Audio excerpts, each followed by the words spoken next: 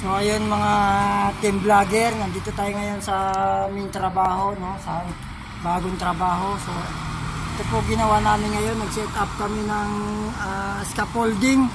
Nag-set up kami ng scaffolding para tungtungan ng tao. So ito po yung ginawa namin.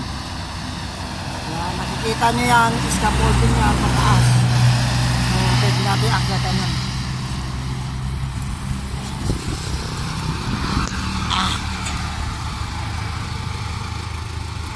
Yan po yung aming ginawa ngayong araw. So sa mabigat. Ayan.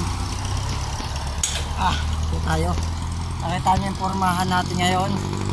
Naka safety harness tayo. Dati ko po itong trabaho So related. Ayan, related tayo sa dating trabaho. Nakita nyo yung sa likuran ko. Ayan yung ginagawa namin, yung mga arko. Yan, ayan, andyan tayo sa taas.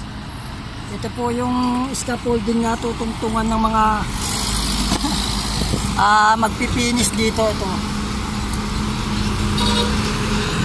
Nakita nyo? Teka lang. Ayan po. So ayan, andyan yung sa kabila. Yan yung ginawa namin. Yan. So ayan po ang scaffolding na tutungtungan. Nakatungtong po tayo ngayon sa scaffolding, no. So para magkaroon ng parang finish. Ayan. So, para mapahiran siya. So kailangan natin gumawa ng tungtungan na magpapahid dito.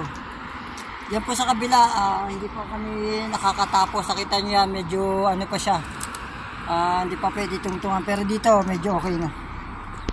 Yan. Ayan, oh. Diba?